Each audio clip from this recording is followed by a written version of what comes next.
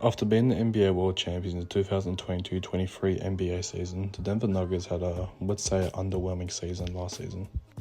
What's going on, guys? My name is Damien, also known as QB. How's everyone doing today? In this video, we're going through every single NBA team and what to expect for the season. This is a 30-part series. I've already done 2 videos. If you guys want to check them out, Toronto Raptors and New Orleans Pelicans. And now we're on to the 2023 World Champions and Denver Nuggets. As always, if you're new around here, a like and subscribe will go a long way. Any support is much appreciated. Even if you're just watching this, I appreciate it from the bottom of my heart. Without further ado, let's get straight into it. After winning the NBA championship in 2022-23 NBA season, the Denver Nuggets had, we should say, somewhat of pressure because no champion before them 5 years in a row have not made it past the second round. They'd mainly run it back on their main roster besides losing one of their best key players off the bench in Bruce Brown. He got overpaid by the Toronto Raptors, which is now Raptors, he got paid by the Indiana Pacers. It'll be the new season, talking about 2023-24 NBA season. It'll pretty much go the exact same way as in the championship season, hanging around the top 3 in the Western Conference. Really only mainly competing with Minnesota and the OKC Thunder, who ended up clinching the first seed in the West. Their regular season was somewhat motivating to the fact they might be able to repeat, but there was just so much teams out west that looked better than them, considering the Dallas Mavericks and the Minnesota Timberwolves both went to the Western Conference Finals and the Nuggets did not. We'll also see in the regular season Nikola Jokic doing what he does best, and that's being an MVP. He got crowned his 3rd MVP award in just 4 years. A truly generational talent who I think will be a one-man club for the rest of his career. So Denver Nugget fans, please get your sword. You got an absolute gem on your hand. At the end of the 2023-24 NBA season, as I just said, Nikola Jokic would get named All-NBA First Team and his MVP award. And they would finish with a record 57-25, which made him equal first with the Oklahoma City Thunder in the first of the Western Conference. But unfortunately for Nuggets fans, the OKC Thunder beat them in the season series, meaning they get the first seed. That means the second-seeded Nuggets were waiting for their opponent after the first playing game between the Los Angeles Lakers and the New Orleans Pelicans, and the Lakers made it through, and in dominating fashion, the Denver Nuggets were able to get rid of them in 5 games. It makes me so salty as Lakers fans that these guys just literally have the recipe to know how to beat us. We're in it for the whole game, but they just take over in classic Denver style. Bull to the MVP averaged a near triple-double in that first round series against the Lakers, who they just matched up against in the Western Conference Finals a year prior to that.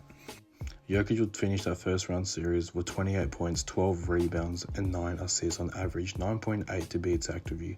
So pretty much a couple more assists extra than 10, he would have averaged triple-double. That is just outstanding work, especially going against one of the best defensive players in the league in Anthony Davis.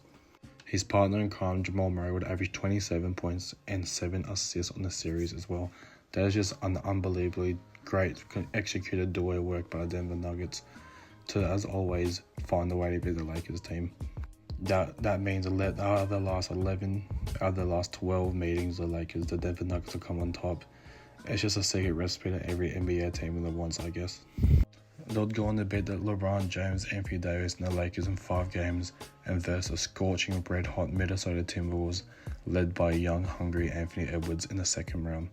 We'll start with the Minnesota Timberwolves because this team was hungry for a championship this season. After all the drama of the luxury tax and the owner tax, if you guys don't know what I'm talking about, I'll be dropping a video about it on very soon with the whole Karl Anthony Towns situation. But Anthony Edwards would average an efficient 27 points, 5 rebounds, and 5 assists. Just stepping out of his shell in his comfort zone to taking a lead star role and make sure his team get over the line. But that's exactly what he would try to do. The Minnesota Timberwolves would win the first two games of the series. Then after the second game, that's when they announced Nikola Jokic as MVP. And oh boy, he lit up the floor, carrying the team on his back to win the next 3 consecutive games to take a commanding 3-2 series lead.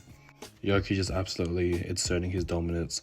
He averaged 29 points, 11 rebounds, and 9 assists once again in the second round, just proving that he's the MVP against 2 Twin Towers, by the way, and the Defensive Player of the Year in Rudy Gobert. That's just unbelievable.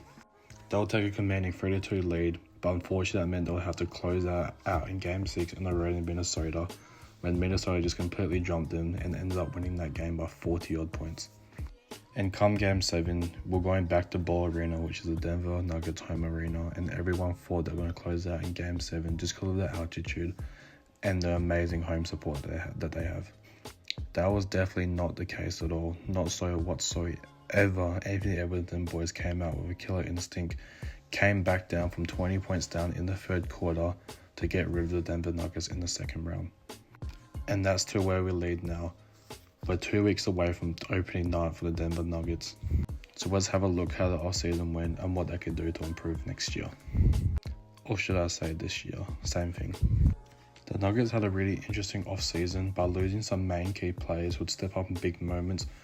Let's not start with the obvious. Let's start with Reggie Jackson. Because the games that Jamal Murray had missed, Reggie Jackson will come in and fill such an important role for Denver Nuggets and always stand out and give 100% on the court.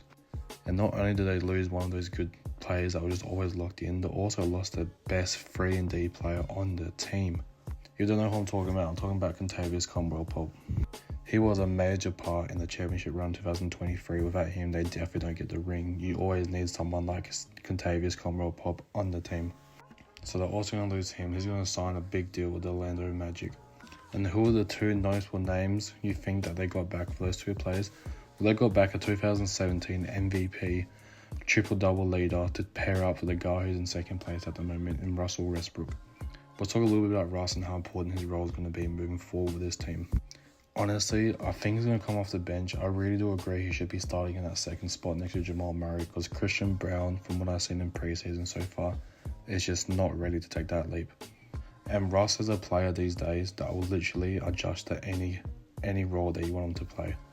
You've seen what Darvin Ham did to him. You've seen what Frank Vogel did to him.